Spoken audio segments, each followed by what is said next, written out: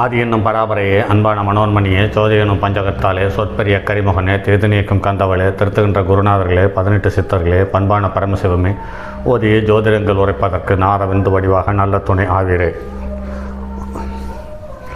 உலகில் உள்ள தமிழ் பேசும் அனைத்து நாள் உள்ளங்களுக்கும் மற்றும் ஜோதிட சார்ந்தவர்களுக்கும் மூத்தவர்களுக்கும் ஆர்வலர்களுக்கும் மற்றும் இந்த காணொலியை காணும் உங்களுக்கும் அஸ்வராஜின் இனிய நல்வணக்கங்கள். ஜீவனம் புருஷ லட்சணம்.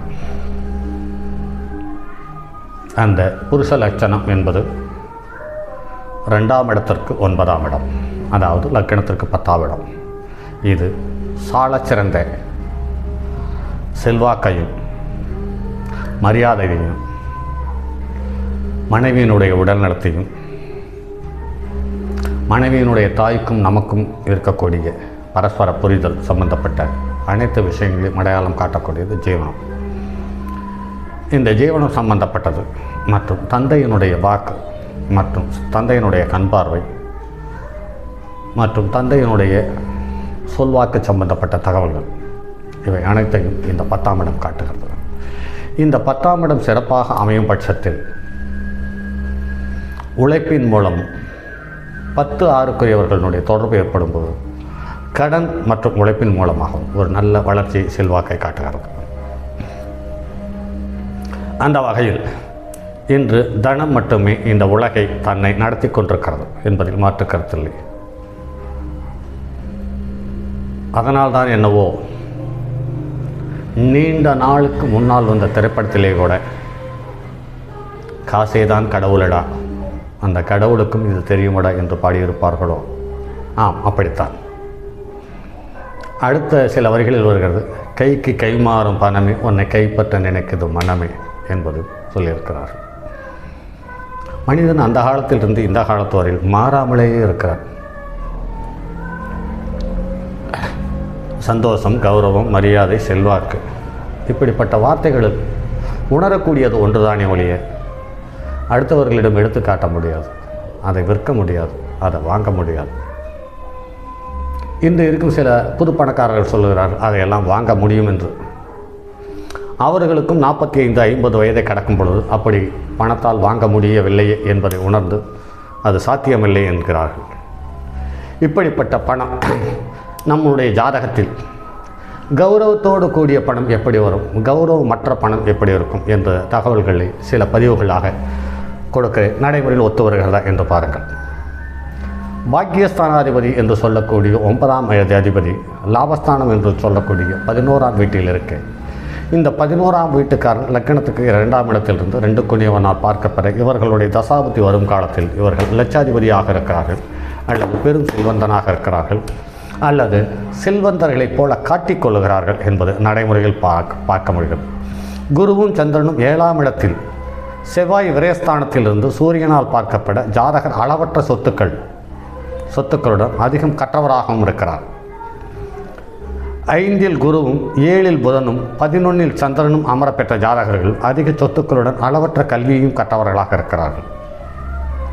சனி துலாத்திலோ அல்லது ரிஷபத்திலோ இருந்து சுக்கிரனால் பார்க்கப்பட்ட ஜாதகர் பெரும் செல்வந்தர்களாகவும் உயர் பதவிகளை அடைந்தவர்களாகவும் இருக்கிறார்கள். மற்றும் குரு புதனும் லக்கினத்தில் இருந்து இவர்களில் ஒருவர் உச்சம் பெற்றிருந்து 5ஆம் அதிபதியோ அல்லது 9ஆம் அதிபதியோ இவர்களுக்கு தொடர்பு பெற்றிருக்கும் பட்சத்தில் மேற்சொன்ன பலன்களை விட அதிக செல்வாக்கை பெறுகிறார்கள். இதை ஒன்றில் கருத்தில் கொள்ளுங்கள். குருவும் புதனும் லக்கினத்தில் திக்பலம் வாங்குகிறார்கள். இந்த குருவும் புதனும் ஒருவருக்கொருவர் நட்சத்திரத்தை தந்து கொண்டிருக்கிறார்கள். ஆனால் சேர்ந்தாலும் 2 பேரும் சேர்ந்து ஒரு இடத்தை பார்த்தாலும் செல்வாக்கை தந்து விடுகிறது என்பது மாற்றுக்கருத்தில்லை. ஆனால் தாய்மாமன் உறவையும் வீட்டில் குடும்ப வாழ்க்கையிலும் ஒரு பெரிய கசப்பை, ஜீரணிக்க முடியாத கசப்பை தந்து விடுகிறார்கள் என்பதை நடைமுறையில் காண முடிகிறது. பாக்கியாதிபதி 3ஆம் இடம் மேறவும் குருவால் பார்க்கப்பெற்ற அல்லது பாக்கியாதிபதி சுக்கிரனுடன் இணைந்து லாபத்தில் இருக்கவும் ஜாதகர் சொத்துக்களுடன் அளவற்ற கல்வியையும் கற்கிறார்கள் என்று சொல்லப்பட்டிருக்கிறது. குரு லக்னத்திலும் புதனும் தனபாவத்திலும் இணைந்து தனபாவாதிபதியும் இணைந்து கேந்திர கோணத்தில் இருக்க இவர்கள் அதிக செல்வம், செல்வாக்கு மற்றும் உயர்தர கல்வியை கற்கிறார்கள்.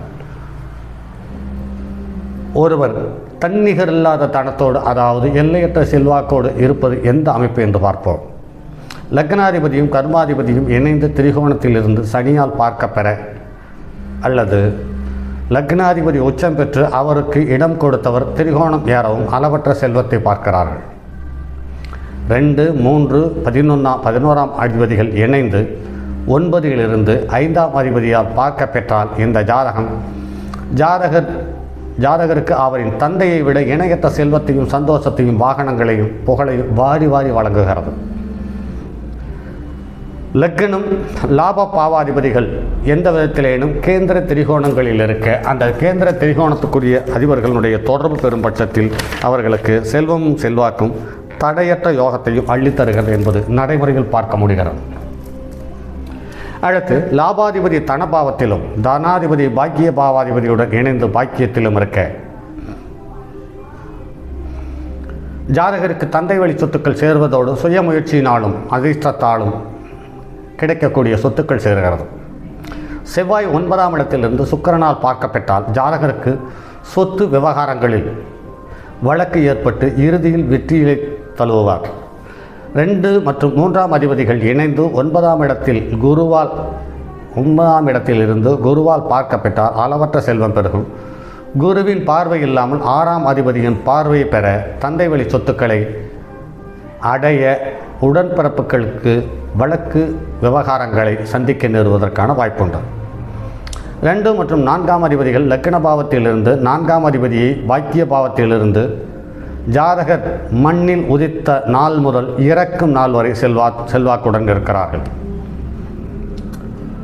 2 மற்றும் 4ஆம் அதிபதிகள் திரிகோணத்தில் அமர அந்த பாவத்துக்குரிய கிரகம் அந்த 2, 4க்குரியவனுடைய பார்வையை பெற, அல்லது இந்த திரிகோணாதிபதியினுடைய பார்வையை 2, 4க்குரிய கிரகங்கள் பார்க்க இவர்கள் அதீத செல்வமும் செல்வாக்கும் படைத்திருக்கிறார்கள்.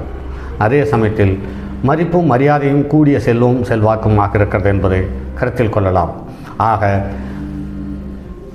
லக்னத்துக்கு 2, 9, 10, 11ஆம் இடங்கள் சம்பந்தப்படும் பொழுது செல்வாக்கு என்பது தானாக வருகிறது. இதில் 6ஆம் இடம் சம்பந்தப்படும் போது செல்வாக்கு கடனை வாங்கி அதிலிருந்து செல்வாக்கை உருவாக்குகிறார்கள். குருவும் கேதுவும் சம்பந்தப்படும் பொழுது கவர்மெண்ட் மூலமோ அல்லது அரசாங்கத்துறை மூலமோ அல்லது பெரிய நிதி நிறுவனங்களிலிருந்து கடன் பெற்று அந்த கடனை பெற்று அதிலிருந்து அந்த மூலதனத்தை வைத்து பலமான உழைப்பை போட்டு மிகப்பெரிய யோகத்தில் செல்வாக்கில் திளைத்து வாழ்கிறார்கள் என்பதையும் நடைமுறையில் பார்க்க முடிகிறது. சரி நண்பர்களே, மற்றும் அடுத்ததொரு பதிவில் சந்திப்போம். அதுவரை உங்களிடமிருந்து விடைபெறுவது உங்கள் அன்பு நண்பன் எம் ராஜரத்னம்.